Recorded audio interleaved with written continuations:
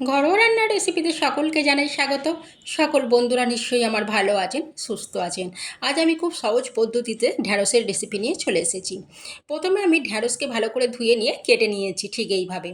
এক একটা ঢ্যাঁড়স 2 পিস 3 পিস করে কেটে নিয়েছি।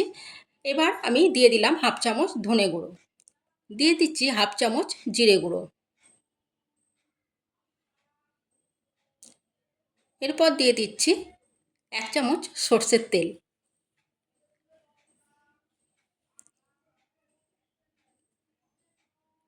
পরিমাণ মতো লবণ দিয়ে দিচ্ছি।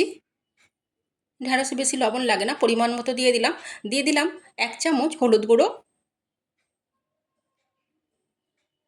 হাফ চামচ লঙ্কার গুঁড়ো আর হাফ চামচ কাশ্মীরি লঙ্কার গুঁড়ো দিয়ে দিচ্ছি।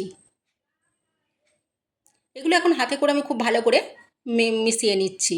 সমস্ত মশলা ঢ্যাঁড়সের সঙ্গে ভালো করে এইভাবে মিশিয়ে নিতে হবে।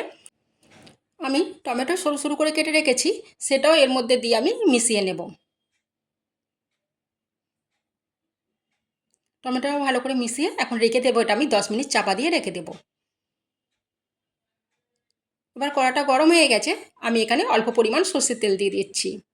রান্নাটা খুব কম তেলে হয়ে যায় আর খুব টেস্টি হয়।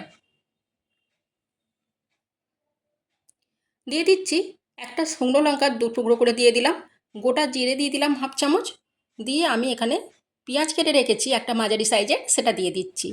সরু সরু করে পেঁয়াজটা কেটে নিয়েছিলাম, সেটা ভালো করে দিয়ে আমি এখন একটু ভেজে নেব। খুব বেশি লাল লাল করব না, অল্প একটু ভেজে নেব।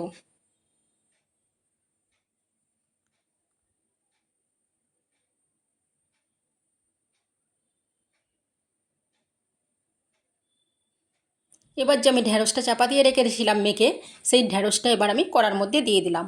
এখন হাই ফ্লেমে দিয়ে ঢ্যাঁড়সটা একটু ভেজে নেব। খুব তাড়াতাড়ি রান্নাটা হয়ে যায়। লবণ মাখানোর জন্য ঢ্যাঁড়সটা অনেকটাই নরম হয়ে যায় চাপা দিয়ে রাখার সময়।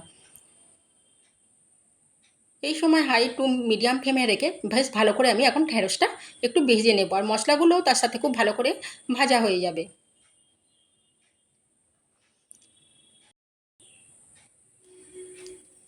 ঢ্যাঁড়সের গাগুলো একটু ভাজা ভাজা হলে বেশ টেস্টি লাগে, তাই একটু ঢ্যাঁড়সটা ভালো করে আমি এখন একটু ভেজে নিলাম।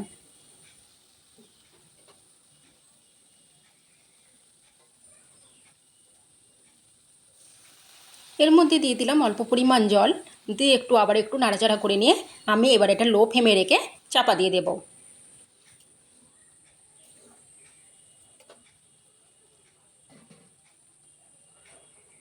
এটা আমি এবারে ভালো করে একটু চাপা দিয়ে রেখে দেবো। এখন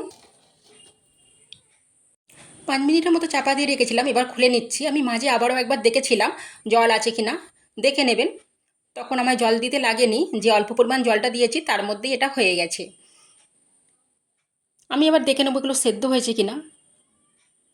সেদ্ধ হয়ে গেছে, তবে আরেকটু নরম হলে ভালো লাগে বেশি।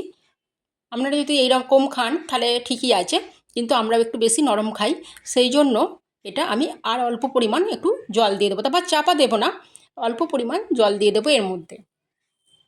হাতে করে একটু জল আমি ছড়িয়ে দিয়ে দেবো এর মধ্যে। লো ফ্লেমে রেখে আমি এরকম করে একটু জল ছড়িয়ে দিচ্ছি। আরও 2 মিনিটের মতো আমি এটা রেখে দিলাম, দিয়ে বেশ সেদ্ধ হয়ে গেছে। এখন ঢ্যাঁড়সের তরকারিটা একদম রেডি হয়ে গেছে, একদমই নরম হয়ে গেছে, বুঝতে পারছেন এবার। এই তরকারিটা গরম ভাতের সঙ্গে রুটির সাথে খুবই ভালো লাগে। এবার আমি অল্প পরিমাণ এর মধ্যে দিয়ে দেবো গরম মশলা গুঁড়ো, দিয়ে এটা মিশিয়ে নেব ভালো করে। এইভাবে যদি না ঢ্যাঁড়স রান্না করে থাকেন একবার অবশ্যই করে দেখবেন, খুব ভালো হয়, সময়ও কম লাগে আর খুব টেস্টি হয়। এটা আমি এবার একটা প্লেটের মধ্যে তুলে নিচ্ছি। সকল বন্ধুরা আমার পাশে থাকার জন্য অনেক অনেক ধন্যবাদ। আর নতুন বন্ধুরা প্লিজ একটা করে সাবস্ক্রাইব করে দিয়ে পাশে থাকবেন। আর কেমন হলো অবশ্যই জানাবেন। ভালো থাকবেন, সুস্থ থাকবেন আর সকলে সাবধানে থাকবেন।